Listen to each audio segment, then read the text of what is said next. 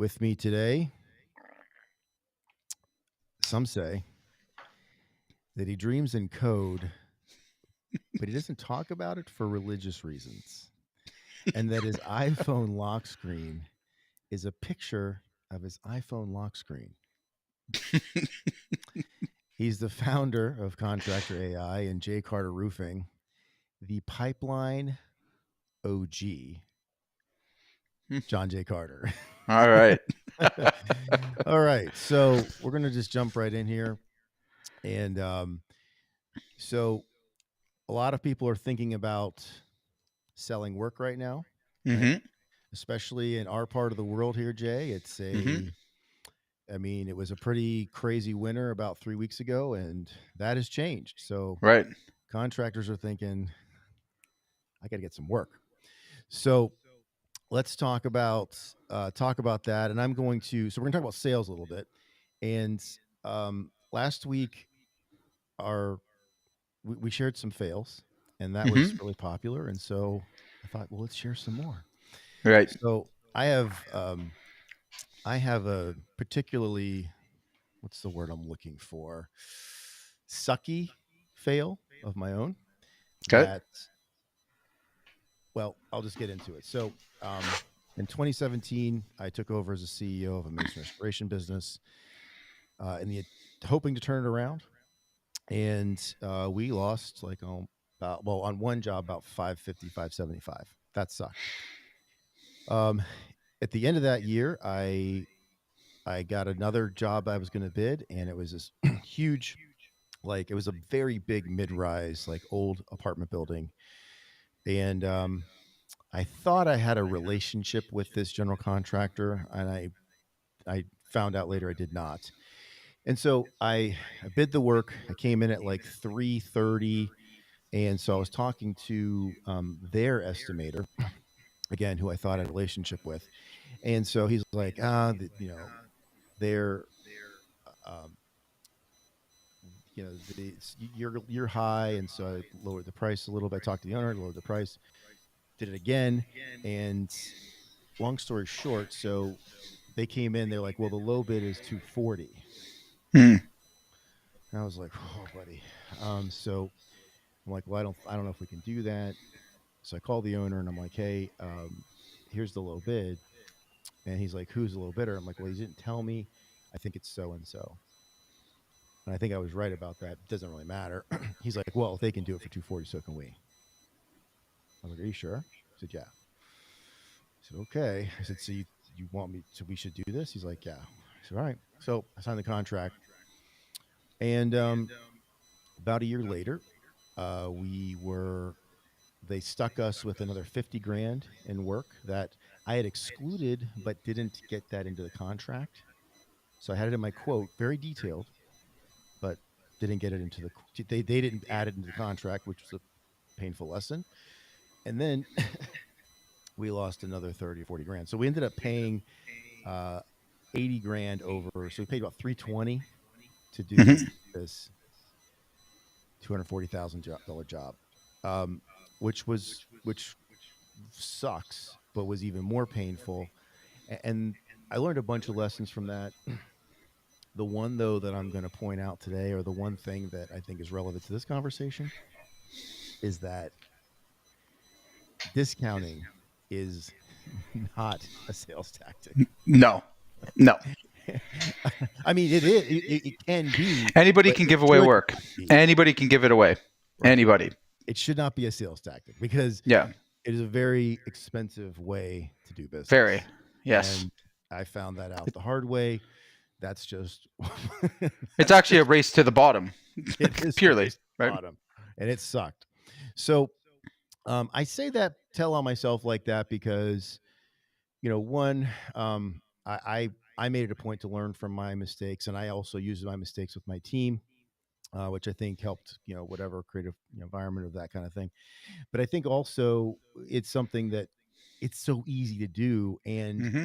our business is a price, you know, even when you're even when you are what we became, which was the high priced option that people wanted to, they Mm-hmm. wanted to work with us. you still fight that, right? Right, and it's a knee jerk. It's Yeah, a knee jerk it's reaction. very true. It's Right. right. So two things that I believe we've discussed about this before in the past that I remember correctly. But your boss actually let it go, right? Like the owner of the company, the owner of was like, yeah, like you should take it at whatever, right? Oh yeah, he was the one that was Yeah. like, if they can do it at 240, we can. And I was like, are you sure? Right, right. So that there in itself is a leadership error, and I have to be very careful of this. Within my sales process, and I all too remember myself overriding sales reps and stuff like that, and really being a menace to my own success. Right. So, Right. um, the first thing is, with sales process, you got to understand that sales process only stands on top of structure. Okay. Okay. So when Explain you're that. yeah, Break absolutely. it down So on that one. a lot of people assume that a good salesperson is just this fast talking, Yeah. smooth. Slim. Yeah. Yeah, like and there is a component to that, but actually the best sales reps that I've ever encountered are very systematic. They Okay. work well within systemized environments. Right. They understand and appreciate a company that has a sales structure. Okay, now Yeah. the sales structures are things such as closing ratios, Mhm. past history, forecasts, things that allow us to make really good decisions. And you notice that a lot of it's data driven. Okay, so the first misconception out there is that, and I run into this all the time. And I mean, some people may choose um, to disagree with me, but sales is very much a Mhm. quantitative, not qualitative um, activity. Okay. And here's what I mean by that. Okay. So, yes, do you have to have quality, to be a quality salesperson? Do you have to be, smooth with words? It helps. Okay. But really, it comes down to a lot of things. First off, what I found is when you put someone within an environment, so let's take your example. All right.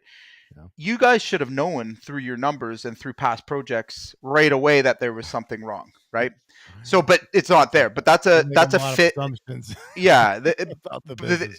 Yeah. right. So there's a part of the sales failure, but again, not using our past mistakes Right. to like a mistake happens, but you have to learn from it and it has to get built into the system. So I have Okay. a rule in my business.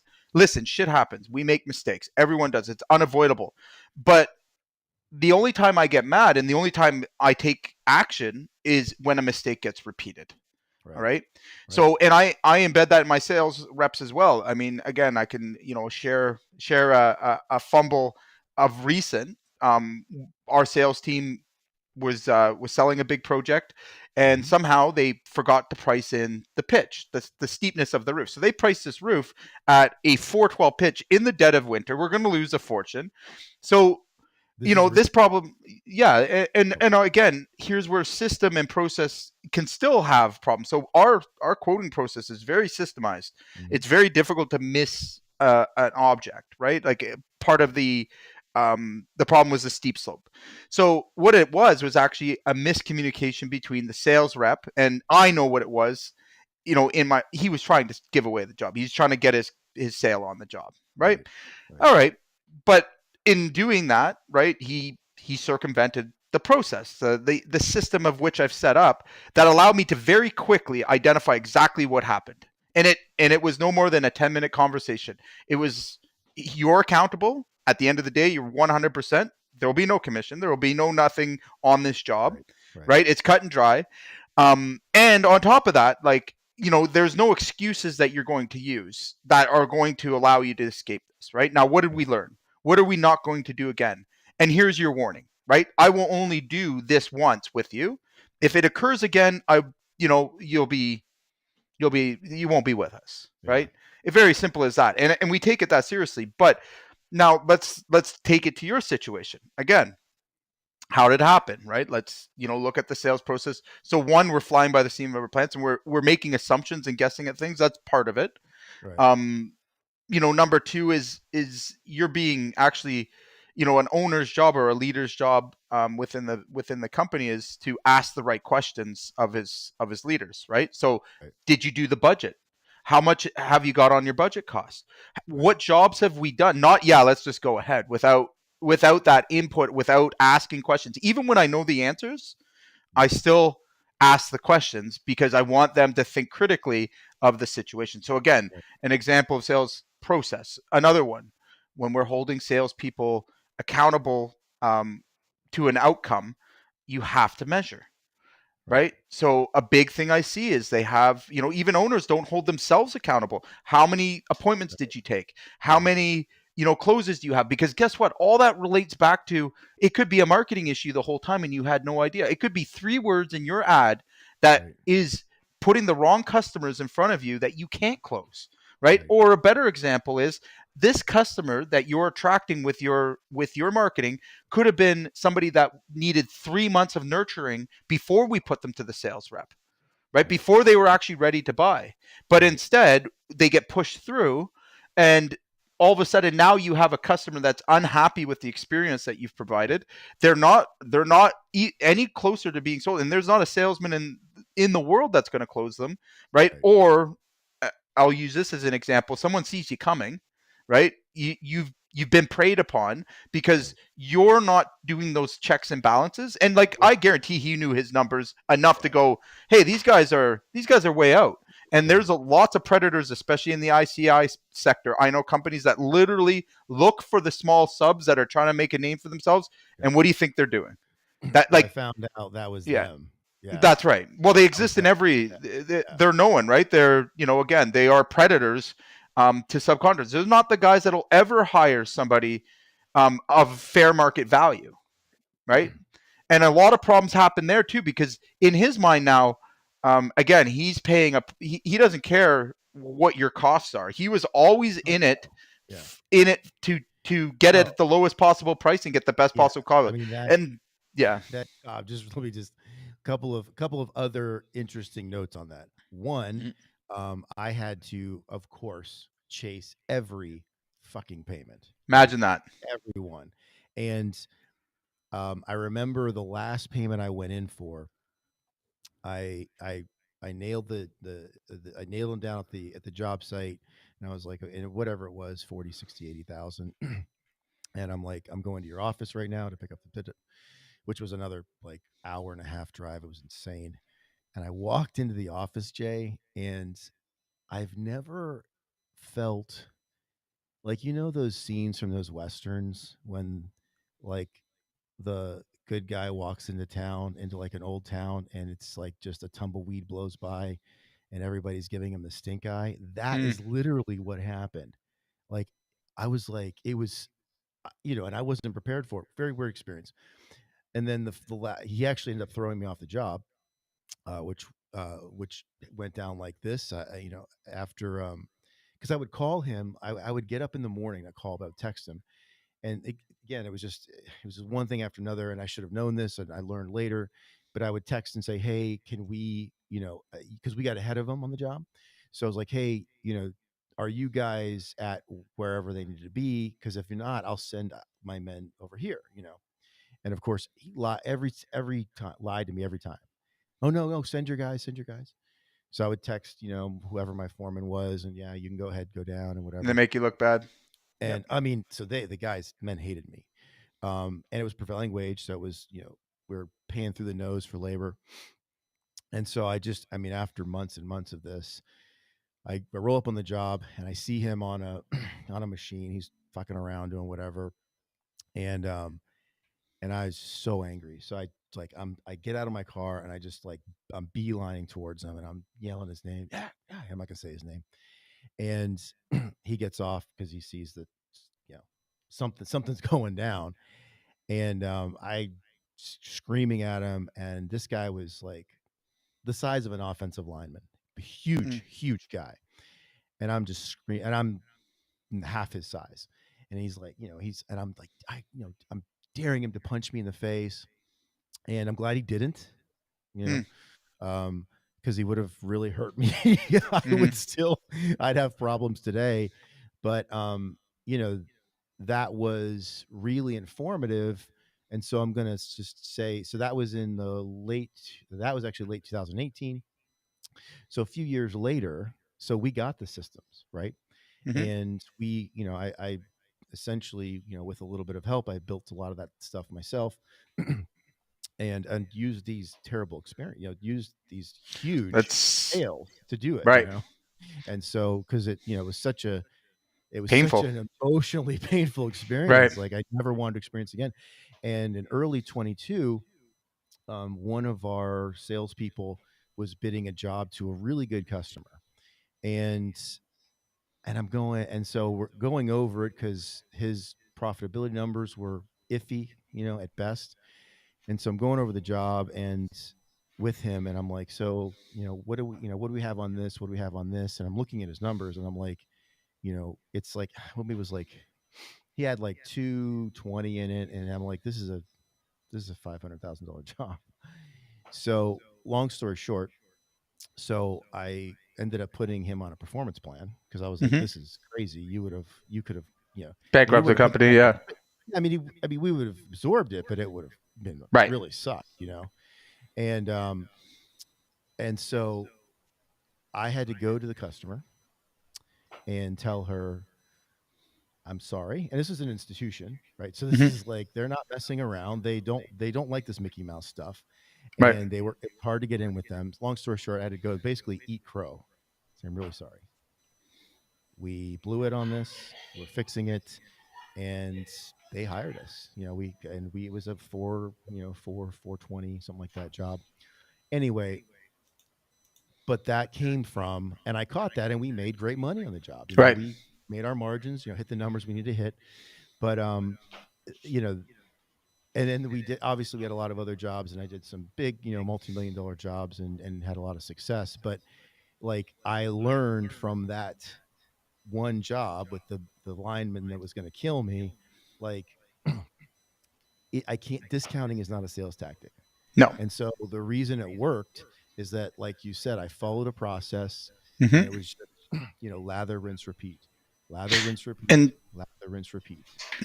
that again is what I hear over and over again. Because without one, you can't find the problems, and you're doomed to repeat the mistakes. Right. Right. And Right. many contractors, again, they consistently and repeatedly make the same mistakes and find themselves ironically in the same place. Right.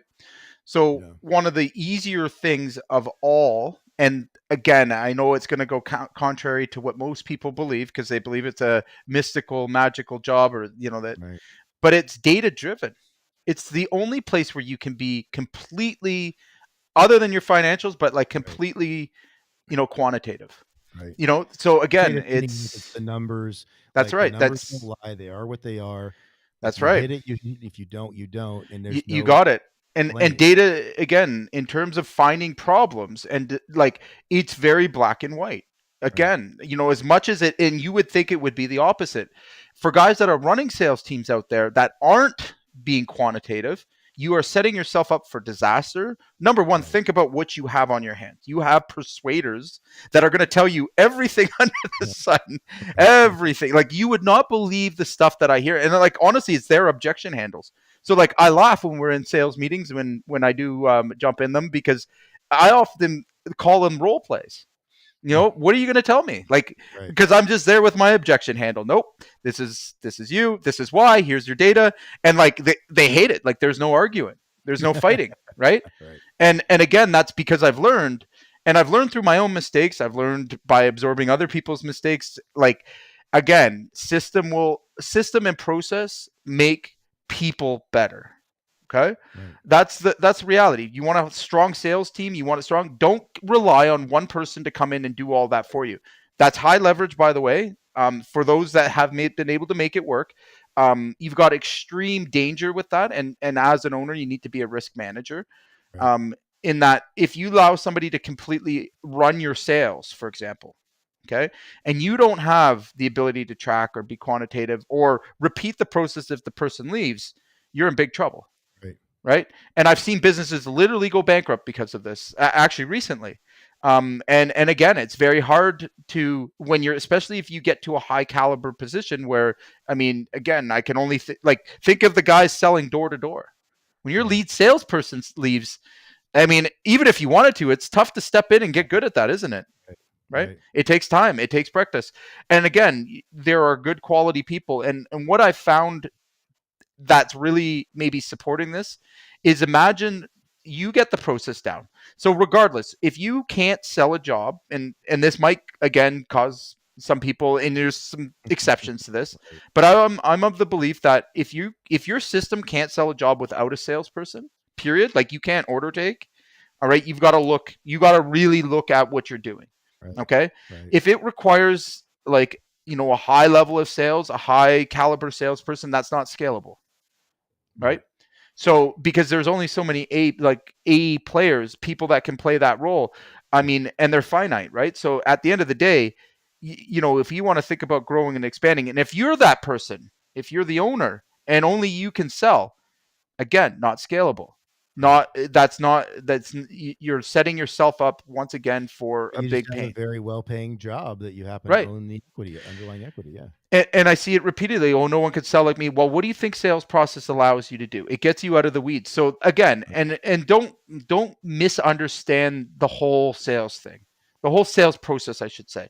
Sales process actually is the handover from marketing. So when a marketing qualified lead comes in and Yeah. becomes sales qualified lead, that is now how we take somebody from, interested to closed, Yeah. right? So again, that's the human to human element of your, what I call yin and yang, right? You have your marketing, you have your sales together. Without one, the other one's much harder, right? And Like you yeah. you could go out and heavy lift and knock doors and sell, right? Some people Right. have done it for forever. It's Right. possible. Right. Okay, but here's what I do know about that. That's pure hustle. And it's not, in large, it's Hard to difficult to scale. sustain. Yeah, Yeah. it's hard to sustain too, and God forbid something happens to you, or you take a vacation, or I mean, Right. it's Exactly. we've both seen that. Mhm. That's a nightmare. It's prone to ups and downs, trends. It's prone to seasonality. Again, but now add proper marketing, which incorporate it into your sales process. So marketing, I feel, again, I'm a big component of doing well with your marketing and Right. connecting your sales with your marketing. And Yeah. most guys miss that boat too. And I just see it over and over again. I kind of, it makes my head spin a little bit. So like, a good example of this is, the sales rep gets a lead in, right? Goes out and meets them, gets busy, and no one ever follows up. They don't have a Right. system in place to Right. follow up and find out what happened to that lead. So everybody's losing. Okay. Right. Another one is, speed the lead. They're handing them leads that are 5 days old. You know what I mean? Yeah. They've already, like silly stuff, right? There's Yeah. a delay between when the sales rep actually gets the lead and when it comes in. And that delay, I mean, statistically, okay, your odds go down, statistically, all right, like 78% for every day that passes, Yeah. That's right? right. Yeah. So again, speed to lead is becoming more and more of, like a number we track and that we're like incredibly aware of. And I see it in not just this business, but in other businesses and other contracting businesses.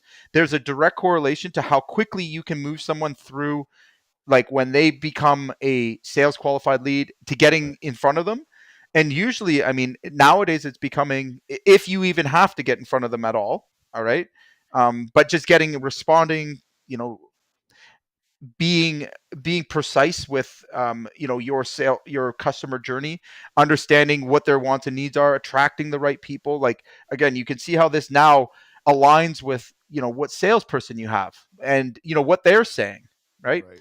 So, again, I think we talked about this last week, but there is also a very strong connection between happy customers and good sales process, Yeah. right? That's right. We can't dispute that. Like, if your sales rep is disconnected with what marketing has said and what production can produce, there's a big problem. Yeah. I think too, Jay, and you talk about this a lot, and we did this and it worked. You know, sales process, I think that maybe I know some of my buddies, like, they glaze over if you say Yeah, sales process, it's the but it boring really stuff. comes down, yeah, because it's like, it's just like, I don't want to, it's like, Yeah. I don't want to do that.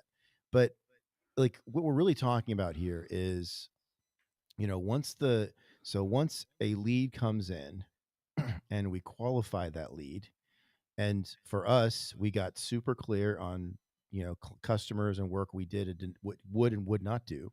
Mm-hmm. And so had to, the number of times I had to look at something and go, I no, we're not doing this, Right. and take the time to, kick that lead or flip it to another contractor. Yep. Um, Good move. so the number of times I had to do that because my team got really good at this, it got, it was only a few, right, every few months. And so that was the first thing that we did that really worked, where Mm-hmm. and and this was, and I followed this in 22. It was a rough year. I mean, our sales were off 40%. I mean, it was a, Mm-hmm. a huge, huge decline in sales, in the recession that wasn't a recession, right? Right. And yet we still made money in 22. And the reason we did that is that I refused to chase jobs that I knew were going to end up being losers, because I Right. knew. Mm-hmm. And so we maintained that sales process. There was another job I had to rescue, and it went from like 70 something to 300,000, and they didn't hire us. It was for a big, it was for a big corporation that everybody knows. I'm not going to say who it was. And they didn't do the job, which is fine, Yep. because if I had done it for $70,000, I'd have got my teeth kicked in, That's right. right? So same salesperson, by the way. Right. So anyway, so we got really good at this, at qualifying and disqualifying, and doing Mm-hmm. it just with no emotion, right? And it didn't matter who it was, No. even if it was someone we knew. It was like, this isn't the right thing for us. And I would just Well, say no. in Yeah, high value clients, believe it or not, they don't want you to not make money on the right, job, right. right? Because And they don't. Right, right, to them, if you're out of business next year, what warranty do they hold? right, What right? What relationship? Because and I think a lot of guys misunderstand this. Where I see a lot of like where we're discounting prices and that we're like thinking it's a price driven game is when we don't have salesperson. We haven't seen it work for us, and we don't have confidence that we can sell at a high level, right? right, So right, again, a company can help in promoting this. So again, marketing from the very start to the end. Who are we getting in front? Who are we targeting? All those kind of things matter. And then if you have a disconnect between that and the sales rep, right? Like, a good example that I shared last week, I think, was, sending a 22-year-old kid to sell $100,000 roof to a retired couple is not a good idea. It's a poor life decision. You're not going right, to win a lot of times, and it doesn't matter how well right, he sells.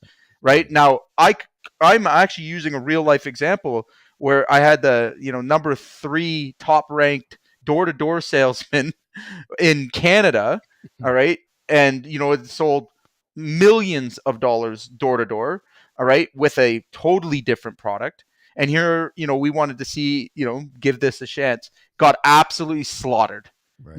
Not like, I mean, like 20 in a row, and then we had to shut it down Oh, because again, it's about your marketing, your avatar. If you're selling to somebody that's established, and is a more, again, we're selling to people that can afford 100,000, right, $150,000 roofs. right. Believe me, their problems are not the same as somebody buying a $20,000 product. It's just not like they're Right, night and day, right? The client's not the same. And now what I've learned from that in our sales process is never send somebody that hasn't owned a home and that, couldn't afford to buy the roof themselves.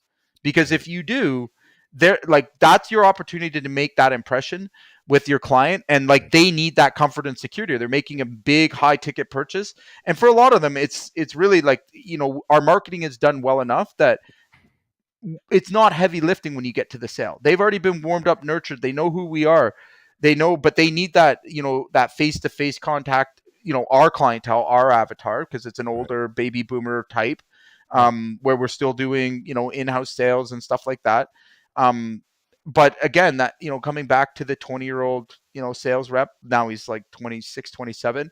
I mean, he sells all of our virtual. And who do you think he's selling that to? right. Right? He's selling it to millennials. He's selling it to the developers and builders and stuff. So, I mean, again, it's knowing who you're dealing with, and having a sales process that picks up on those little things that Yeah, become big things. right, I just did a school class where I was explaining like what 2% improvement in one single area, let's say it's in your sales, what 2% means to your bottom line, right, right? with Right. 2% overall improvement in anything to a company at scale as well, we're ecstatic. Like that's hundreds of thousands of dollars for us, Right. right?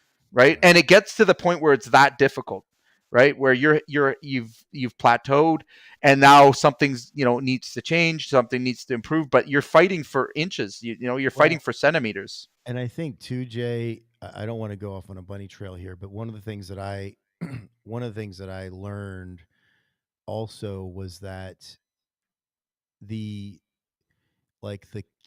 the your producers, like your top contributors, they want process. Oh, They they want won't. The best ones I got, they wouldn't. They wouldn't even go to a company that didn't, because right, what's that mean to them? Bad commissions, bad right, pays. Like, right. again, a good way to look at it. This is, our sales rep thanked me after our call, Okay. apologized, Okay. right, and Okay. was really sorry that he wasn't getting commission, right? So like, Sure was. and for disappointing me, yeah. Like, again, but in terms of having that in place, I mean, obviously it's not my first rodeo, and this has happened before with previous sales reps. But Of course. how often would an owner get caught up in not having, and again, and I say sales process, I mean the whole thing. Like, if I didn't know my numbers, if I didn't know that he broke, well, you didn't submit the budget here, you didn't, here's where all the problems are, and this is exactly where it occurred, and it took me all about 2 minutes to look at it and just, yep, Right. that's what it is.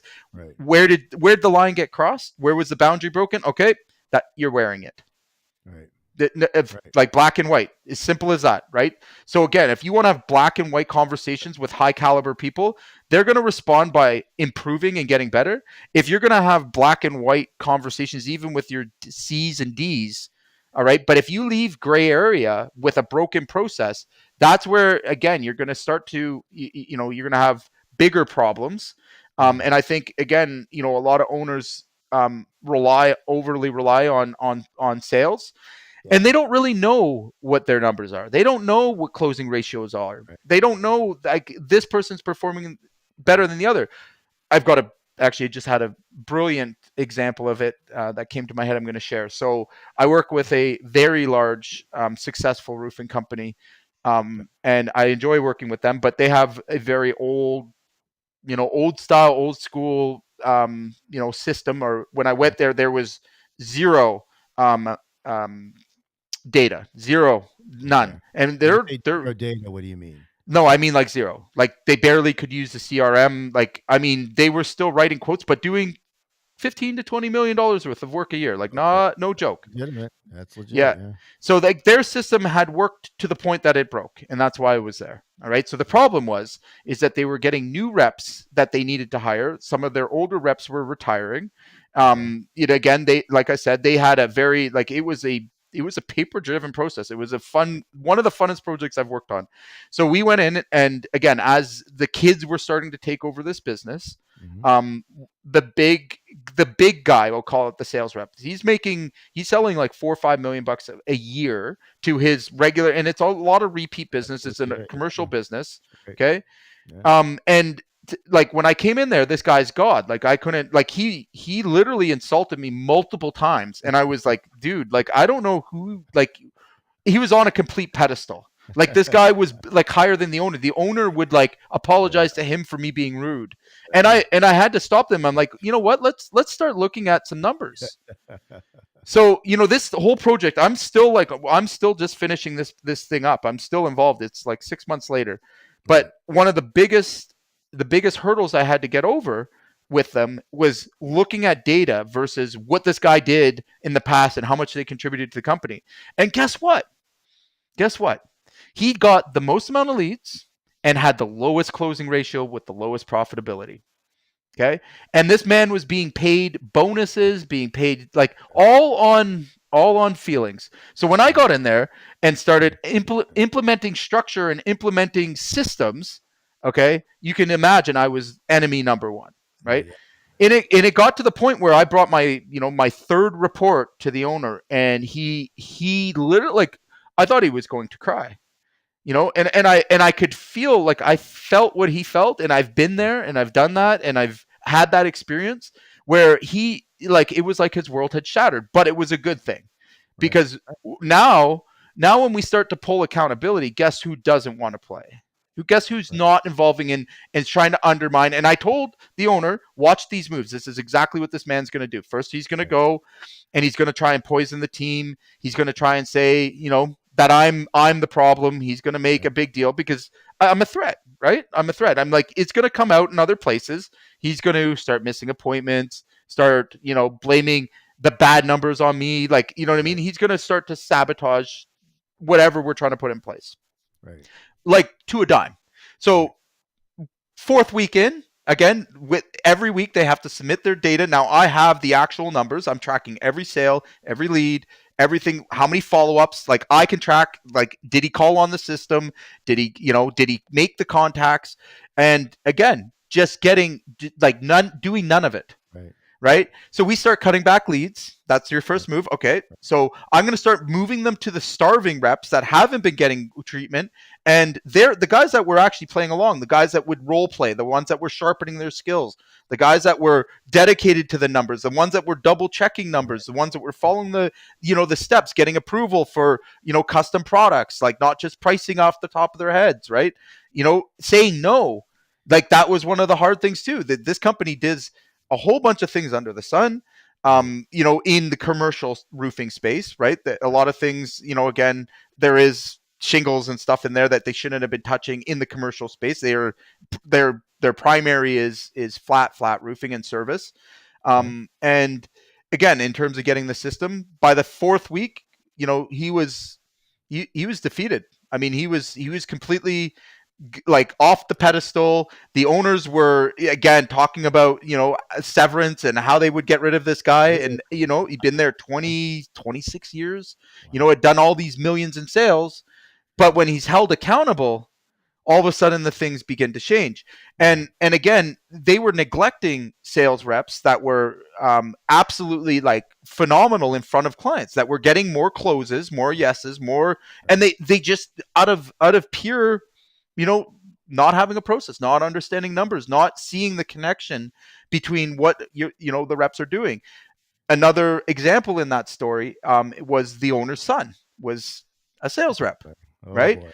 Yeah. So and one of the problems there, no, it's actually not that bad. It's not that Okay. bad. So the owner's son, the owner continues, never trained him, never did like anything like he did with the other reps. He actually got the foul end of the stick in terms of how it was expected that he knew this stuff. It was like, Okay. and I was is the good thing that came out of it, because when we started implementing the system, and now the owner's son's about 36, 37, something like that, Okay. and really eager, had great drive, but just in his dad's shadow, right? Like, Right. and Right. never had a chance to develop as a salesperson, and Hmm. was expected to use this old school sales system where it's high pressure, like it's, what I mean? It was just not, it didn't fit him. Yeah.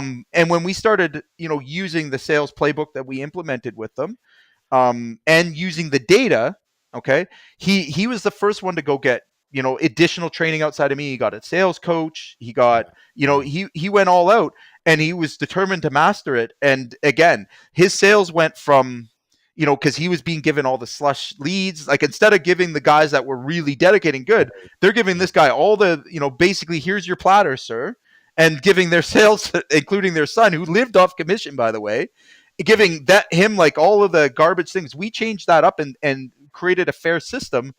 And again, he ended up being the number one sales rep there in the first quarter. Like, Wow. with all this going on, he goes Yeah. from second, or yeah, I think he was third on the list, and there's only four reps there, right? So, and making peanuts, like barely scraping by, like in his dad's company. And I'm just like, man, this guy's really like, he's taking a hammering. And then once we implemented those numbers, it changed everything. And all of a sudden, lo and behold, conversions start going through the roof. Like it was just like that. And then this, the older gentleman, thankfully, he coincided and moved on, which was a huge thing for the team, the morale, the Right. boost.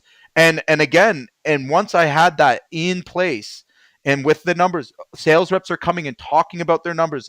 We're talking about how leads went. We're talking about what they could do better, what they could improve. how they, Right. because people that want to succeed will succeed, but Right. put them in a bad system where that's not the, that's not the objective. All right. And put bad bosses, bad leaders, bad managers in front of Right. them. You will never succeed with that. Right. That's great. I mean, that's such a great example of you know the benefits of having a just a lather, rinse, repeat. This is how Yeah. we do it, like every time, and because I think some people equate, like they think, if I they think that somehow like customizing it every time No. that's Recipe service for disaster. or that makes us like unique. It doesn't make Mm-mm. you unique. It makes you more Vulnerable. like vulnerable. Yeah, and it makes you more like susceptible to somebody else that's going to come along and they're going to do lather, rinse, repeat, and they're going to maybe That's put you out right. of business. Maybe they're going to take your jobs and make it really hard for you. Mm-hmm. So it doesn't make you unique and special. And by the way, customers don't want that. No. They want Well, you to how be would you know? special. So again, if you're changing, and this is a point to be made here. So I see this a lot as well, is that, company, and with our clients, we stop them all the time. We only work on one thing. Okay. And there's a reason for it. All right. Right. Even with that, I went in, I focused on week one thing. We're going to like Yeah. forget all the other stuff. We're going to just submit Right. one end of week report. How many appointments were you given? How many leads did you get? How many Right. conversations you had? How Right. many follow-ups did you like? And I'm going to check that. That was all I did. And then I held them to it before I introduced anything else. Why? Because if they can't do that one thing and get it right, all right, I don't know if it's coming from, left, or if it's coming from right. But I think owners, what they do, and the biggest mistake they make, is trying to change too many things at once. Right? Right. Where they Yeah. come in and they're like, oh, it's got to be this, and I call it shiny object. Right? They're Yeah. throwing things at the wall, One of hoping the it hardest makes it things. better, Yeah, it's one of the and it hardest only things. makes it worse, because even if you did get the right combination, right, and a lot of it, if you break up your sales process into pieces, and there's about 6 pieces to it, all right, so I mean the qualification, and you focused on that one area and you got it to your Right. KPI, right, Right. forget everything else, just focus on that one, get the numbers to line up, get it to match, Right. all right, now you've got that, that's your control. All right. Right. What are we going to do next? Now we're going to look at our sales conversion, right? How many Right. times are we closing on site? How many follow-ups does it require? Like, what do those follow-ups look like? Like, and now we're going to break that down to get that to a predictable rate. And it's amazing how much less work when you do get it, right? Because and I get the response all the time. I mean, I think if anyone's looking in the group, it's been there, right? How much easier it is when you can Right. just have, and again, Easy. like simple Yeah. skills, complicated fails. Like at the end of the Right. day, you're not trying to make things harder, but a lot of owners make it hard on themselves by moving all the pieces around and not tracking what the results are. Right. If you're trying to get to a constant, and believe me, everybody that's listening to this wants one thing. They want a boring business that pays them a lot of money every month. You don't want excitement. You want a boring, easy business where there's not, you want to be so bored in your Right. business and so Right. fucking rich from it Right. that you know what, you can entertain yourself all day, right? Right. Right. It really comes down to that, and you don't get that until you sit down and you make it like it's grind, right? But we're Yeah. grinding and fixing something, we're then looking at the next thing and grinding and fixing that, and Right. before long it's so obvious to you, and you cut out so much unnecessariness, right? So much waste. And again, a good example of this is figuring out the general age of your client and ask them, hey, would Right. you prefer a Zoom, a Zoom call where we can discuss your project, or would you like me to come out to your home? Right. Right? We're seeing it right now about 50-50, right? But imagine if I just made it, man, I'm going to go out to everyone's house. Right. Right. I can do 10 Zoom calls in a day. And also, if I'm asking that question, it's telling me what the person that's accepting that appreciates. And my Right. sales process is different. Our Right. closing's different. Our Right. appointments are faster. Right. Okay. The person that wants the Zoom call, they're busy. Why'd they accept that? Like, again, they're probably millennial and stuff. They're technology savvy. You're not like, the sales whole process is totally different. You're not doing a Right. hard, No. emotional or persuade. Right. No, it's totally different, right? It's to the No. point. It's quick. It's making sure you're hitting the important points of like the the, what's in it for me, the, Right. um, yeah, go ahead. Yeah, I was gonna say, I mean, to your point, I've done a lot of. I don't think of. I still don't think I'm a salesperson, but I've done a Hmm. lot of selling, and I was selling almost $3 million a year in very high profit work, Yep. and none of it was high pressure. Right. Not one time ever. Right? It's not I don't. necessary though. Not a closer. I wasn't slick. I just Yeah. process, Well, boring process. right. And again, a sales process, and like matching that to marketing, you don't need A players. You could get by with C's and D's. Right. All Right. right. Like Right. at the end of the day, and I mean that's the reality. That's how companies grow and scale. Like again, if you're dependent on one person that's going to make or break your business, you're doomed. All right. Right. Because Right. or if you're overly stuck on one type of work, right? That's not Right. profitable and you have to Right. shift, and you Right. don't have the people in or the process in place to make that shift. Again, I try to build my business as much as I can, and I mean it's still got its flaws. Nothing's ever perfect, but Of it's got to course. be self-healing, right? Right. When do you have to get involved, right? When is it that you have to be like, Right. if your process is letting you down, all right, the signs and the symptoms come out in how much you're involved, Right. right? That's right. That's how you know. And again, this is the benefit of going through and getting these pieces right. The other benefit to it is when there is a problem, something changes or there's a shift in the market, it's going to show up and you're going to be able to trace it right back to where the problem Right. is, right? So Right. again, I'll give you a very good example of this. Seeing the difference in millennials, buying major purchases over the last 2 to 3 years has been Right. a data tracking process for us. We're right Right. on it. We know year by year it's growing about 11%, Okay. right? Interesting. Huh. So but if I didn't have a good sales process to know, and it comes from, well, why is our overall sales ratios coming down? Because again, now I have to produce more leads. I have to, like, what is Right. behind that? Now Right. I rule out competition that's in the market. We have our SWOT analysis. We have all of those things going on to determine, like, okay, so we need to offer our services more often. And you know how we fixed it? Would you like a Zoom call, or would you like us to come out and meet you? It's good. Yeah. Right there. Like, how would have, and again, you got to wonder how many people just keep banging their head against the wall when we know that the problem is, all right, the problem was right there in front of us to see if we had something that was allowing us to have the discussion, come up with an assumption, and then test it against a system that has Right. got controls and proof Right. that this works, right? Right. We know it's not, like, if we can get in front of a client, like, Yeah. Hey, right? dude. You, to your credit, you were the first one to turn me on to that. I mean, Yeah, I was having all these Zoom calls, with whatever vendors and then the calls we were on and stuff, and using them all the time. But I wasn't using them with customers of the restoration business. right. And I was like, man, I'm like, will people do that? I'll be honest, when I first heard you talking about it, this is back in like early Hmm. 2021, I was like, I thought, that's his customer. Yeah. And then I started doing it. Yep. And you know what? People want to do it.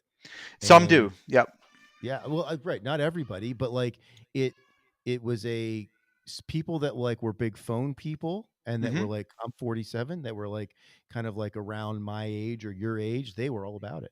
Yeah. Because And it's it faster. saved It's more me. convenient. Well, yeah, and we were covering. I mean, the business was covering 12,000 square miles, Jay. So, like, Yeah. I mean, my first 3 years, was I was just a road warrior. Hmm. Driving hundreds of miles every single day. So that was also part of the magic. That I mean, getting that leverage and not having to drive and go to every single place to try to close a contract. You know, I got that time back. It was huge. Right. Well, and I mean, the next thing that we're going to see that we're using that has made an absolute game changer, is the ability to use AI in between the gaps of your Yeah. salespeople. Okay, Right. I can't, Right. like, again, like, the numbers don't lie.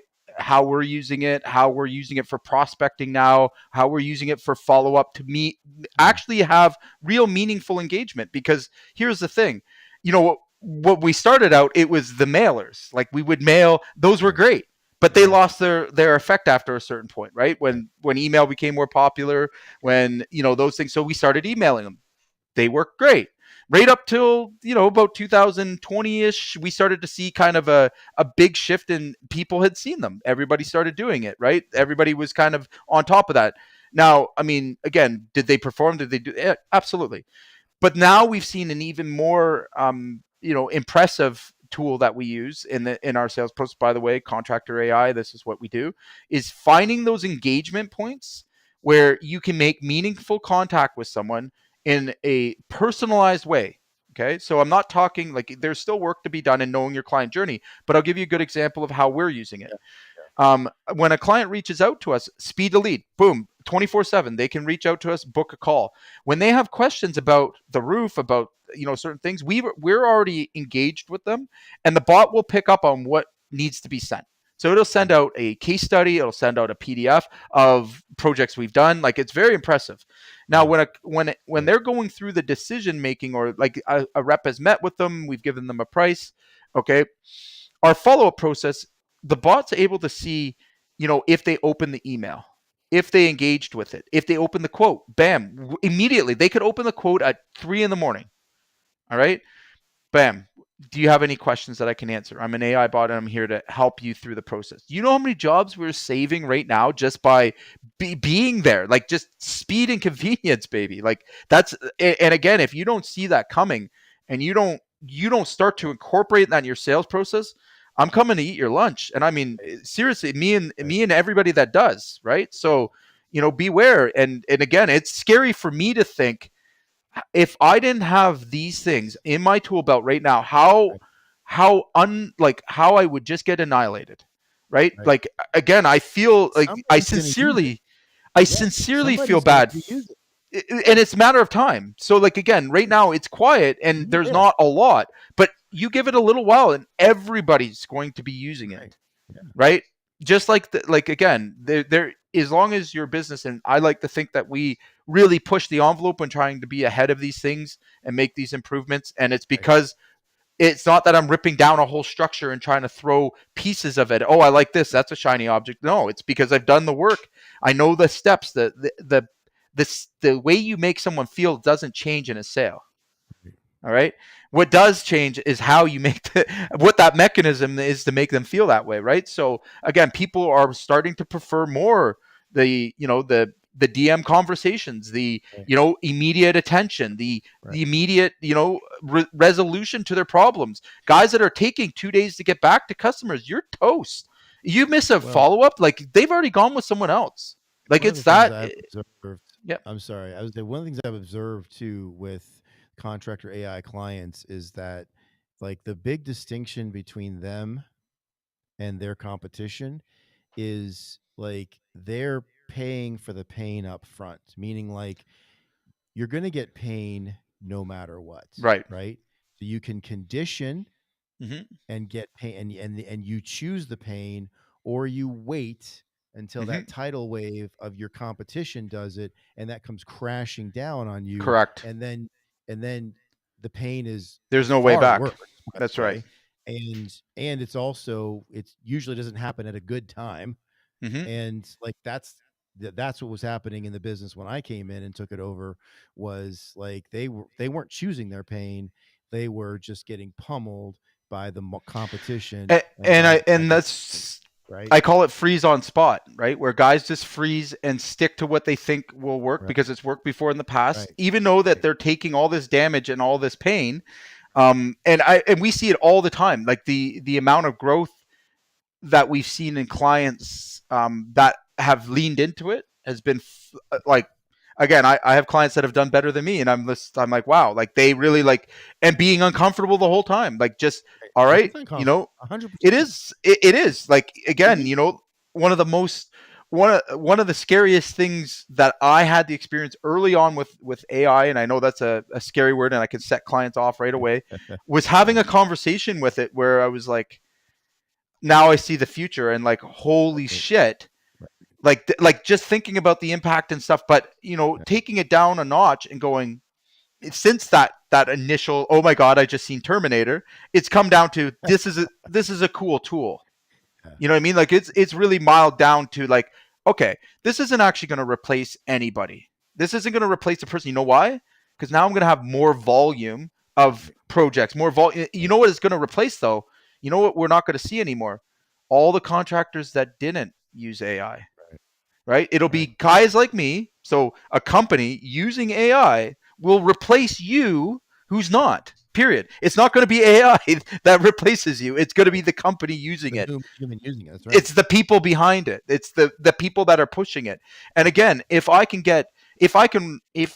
and again, it has not replaced one person on my team, and I don't think it will. All right, but what it has done is it's made it more efficient. It's made the scorecard clearer. It's made our Right. customer service better. And guess what? We can charge more.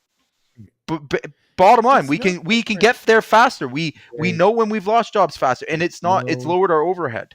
it's no different than like if you went out and decided we're not using power tools anymore. Right. Exactly. We're just going to use hand tools, right? Exactly. Because that's because we're artisans, Right. and we're going to do the same quality of work with hand tools. Hmm. How long Cool. would you stay in business? Not long. Well, and I mean, again, if we want to use a funny reference to this, do you know that back in the day, we'll say it in the 1800s or whatever, all of these streets were lit with kerosene. There used to be a Right. dude that walk around and light the kerosene lamps and everything else, and it was big time fire hazard and everything else. Huge And then they hazard. Huge. then they came out, yeah, like look at all the fires. Then they came out with electricity. And guess what? People lost their friggin' minds. Nobody was using it. It was, it had all these negative, health effects. Just go look at, like, there was Yep. hysteria Oh, where yeah. people were revolting and burning Yeah. places Yeah. down, and like nobody wanted it. And now look at where we are today. Like, would Right. anyone use kerosene? Like, so, like, AI is going to be the same thing. It's Right. the same thing. But guys, like anybody that's listening, and especially when it comes to sales process, I think a lot of owners struggle with getting their people to change. And I'll put it to you like this: the energy it took for me to change that company around. Okay, I told you I'm still there today. It's 6 months I've been on that project. 6 months of, like, literally. Now, if I had just come in and fired everybody and started fresh, I'd have been out of there in 2 months. All right, I Right. would have hired new staff, trained them in the system. Right. But that's what I think a lot of owners are up against, is that change, that refusal, that Yeah. resistance, and, like, again, the relationships, all those things, all the human side of it. So the quick win here in all of this and what I'm explaining is it actually goes to support that. Like, hear me out. On Okay. with let's say we brought in an AI appointment setter, an Okay. AI just to follow up with all the leads, Just to follow up. right? That's Right. it. Just follow up with the leads. Okay. Well, your sales will, number one, 15 to 20% minimum increase. Minimum. Just that one thing. It's Right? legit. Yeah. Okay. Now let's use it for customer service. What if your customer could just text you anytime and they got a response? What do you think that's going to do for not having more problems down the line, right? How about your time? Like, if you're a single operator and you're starting your business, you're starting to run it, and like the biggest problem you have at first is wearing all the hats. And I don't know about you, but I was never good at answering my phone. I didn't like it. I still not, right? So, like, me being a secretary, Jay, that really wasn't, like, that was not a good fit for me, you know, Secretary. That's right? I awesome. couldn't get my dress short enough. So it was just wasn't Uh, for me, right? yeah. So at the end of the day, like, let's use it in logical terms. How can it help me? How can it Yeah. make me better? And for the guys that are out there, somebody messages calls your phone, and all of a sudden they get a text back, "Hey, sorry I missed your call. What can I do for you?" And you can be booked into a calendar. You've Yeah. just saved a customer. How many times do you go to call them back? You were on the job and they've already gone with someone else. Like, you're Yeah. losing opportunities. You're losing Well, chances. You're losing, I think I think to your point, it's. I mean, I'm just going to go back. I mean, for the capabilities that we have with this just right now. I mean, just off the top of my head right now. I mean, it's a part time admin that I would have had to hire. Right. Mhm. It's a 40 to 50,000 dollar a year estimator that would have I would have had to pay to be Mhm. part time. So there's about half of that salary, and then probably another 10 to 15 grand in minimum in like labor from other people, from And other admin, yep. right, Well, and here's the fun part about it. Like I love tracking ROI. It's one of my favorite right, pastimes, we'll call it, right, right, passions of mine. Um, you start off number one being ROI'd almost day one, right? So right. like for the cost of That's this my technology, point. Yeah, it's really one appointment is all it takes to find an ROI, right, right? Like one appointment to me in my books, again, minimum requirement $50. Like no matter which way you want to slice it, right? So right, like even thinking about prospecting. So like if you're not generating a lot of leads, and I get that a lot, okay. So our what if our intention is to be organic and we're going to go do a post that gets attention and we have 15 to 20 people to respond to? right, You're working, right? Are you who's going to answer that? Are you doing a good job of it? Right? Can we actually see where the problem is and correct it? So like again, think about that admin that you've never checked up on their calls. I bet you if I did an audit right now, I would find a whole bunch of flaws in why you're right, not converting leads. And I see it in my own business. How many times that we have to continuously upgrade and train and go back and correct because people are right, people, right? right, You know, give them, it's just like water. Water always finds the easiest way out, right? right. So at the end of the day, this is not a problem that you'll have to incur. And it's such a critical thing. So, like, most of the sales process is really boring administrative. I'd say Mhm. 90% of it seriously is. It's getting back, it's writing emails, it's, responding, Yeah, kiss, like all these things, like just following up. no, When yeah, you remove that, and now right, all of a sudden, out of nowhere, okay, you don't really need that sales. Like if you do a good enough job at this, a lot of people nowadays, and more going into the future, are going to be willing to do business with you on an Amazon like experience. Because right. listen, even grandma's using Amazon, right?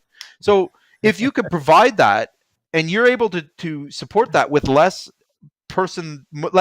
people Right, than your nearest competitor, well, you're more profitable. If you're more right, profitable, you're more healthier. If you're right, more healthier, you can afford to go on an offensive versus defensive, right. right? If like it just goes on and on.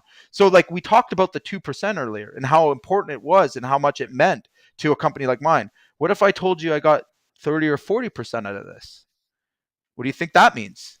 I feel bad for my Huge, competitor. huge numbers. Yeah. Like I literally have like I do have a special place in my heart for the guys trying to like come up in my area. I do. And I feel bad for them because they have no chance. Like they Right just before they, you like kill well, and again, I try to keep them motivated by sending them all the leads we don't want. them. Right, And we right. do help out and we give back. Like all the D clients and C's, they go to our nearest competitors and they thank us for us. I had Sure. I had four of my competitors at our Christmas party. I'm a nice guy. Not Now, surprised. again, like at the end of the day, when it all sorts out, they got what they want. They're learning and grooving, right? I'm not, and it's better to keep them. Yeah, I've helped people and I've helped subcontractors that work for me start their own businesses. sure. Again, my theory on this whole thing is only competition lives at the bottom, right? Like that's the only Right, place there's competition. The rest right. of the people are collaborating. The guys at the top are collaborating. They're working things out because, and again, when this whole AI thing has started to come in, I know it's only a matter of time before everybody's got it. I know it's only a matter of time before it's not a new thing. Everyone's figured it out, but that time's not yet. It's not now. Right. So if you're thinking about getting into it and you want to improve your sales process, if I improved mine 40%, being as tight and being, as dedicated to it as I have been for all these years, like I know what the ROI has been for me. And I know that's, a good reason why Contractor AI exists today. All right. And I'm giving you the clue. Like, this didn't start out of nothing, right? So at the end of the day, you want to take my advice here and really think about where we can start to incorporate this because it means less people. It means better service. It means better Yeah. connection with your clients. It means more sales. More like there's very little downside to all the ups. So we've got a lot of ways that, so, there's a lot of ways that, you know, guys and ladies can, connect and get solutions and help on this. Jay, what do you want to point people towards for the person that's out there, that's got a home services or they're a trades contractor and they're listening or they're watching us and like, okay, so how can you help me? Yeah. So I'd like you to either be in our Facebook group. Great place to Okay. start. Just put your hand up. We'll book you into an appointment. If you're not, our website, the Contractor AI. Keep it nice and simple. Jump on there. You can book a call with us. You can respond to this. I mean, if you're watching this live, YouTube, anywhere, just put your hand up and we'll get you booked into a call. We make it easy. One thing I'll say, I get a lot of questions about this, so I'll be very clear. If you're talking to me directly, okay, so some people that are in our Facebook group, I want you to know that we use only humans there. Okay, so I only use humans because I don't want to break a trust bond Right. with anybody, and that people still are like not trusting AI. I Right. don't use AI on my own account. All right, you can't either. By the way, just so you know, like it's not like you can't actually use it in a Facebook group on your personal account. Right. I wouldn't even if I could. Right. Now, the only AI we have, which I've been very vocal about, is when you reach out to Contractor AI directly. Okay, her name is Zena. She's very good. Say Yeah. Yeah. hi. All right. Yeah. She's very pleasant and nice. Right. She is 100% an AI. Okay. So if you Talk are about. right. So again, depending on, you can ask her, just Contractor AI or our Facebook page. But again, if you're in our group and you're listening to this, I don't use AI in my own personal account. From Right. time to time, I have someone that helps me out. So when I'm on these kind of calls and stuff, I still get back to everybody very quickly Right. and Of course. respond. Yeah. So, I mean, again, we're here to help. And we are human and we are still, AI is great. It does not Right. replace humans. Right. Okay. It's a supplement. It's It's something a that. supplement. It's Yeah. That's It's right, something. and there's a time and place for it, right? So Right. again, for speed and convenience purposes, with a low variable like booking an appointment or something like that, AI is fine. If you're Yeah. trying to use it to manipulate people into buying things, you're gonna have a lot harder problem on your hands, and it's Right. not advisable. Right. It's not there yet, and Right. nor do I hope it ever gets there, to be honest with you. But it probably will. Probably will. Right. Right. Okay. So we have a lot, there's a lot of ways, because we've talked about the AI tools that we have, which are totally dope. We've also got a lot of stuff on process and so on. But, so if you're curious, you can just join the group, but you do have to be a contractor. Hmm. Okay. So we don't let marketers in and people that are trying to sell contractors. It is just contractors. So That's it. if you're watching this and you're trying to get in and you're going to be slick, you're not going to get in. Because I Yeah. mean, a few squeeze through, but then they get, They get booted. Yeah. yeah, they boot it out pretty quick. So if you want to dip your toe and you're just curious what this whole thing is about, it is a very cool community of like contractors that are doing the same thing you're doing. They're trying to build their business. They want to make more money, and some want to build their business to sell. Some want to build a business to scale, but folks that want to grow and want like a healthier business. Um, if you're listening, you're like, ah, this sounds pretty good. How can I talk to you? Click the link that's in the description or in the caption, and you can book a call right from the link. So thanks for hanging out with us for a minute here on a Friday. Where the show is every Friday, 3 o'clock.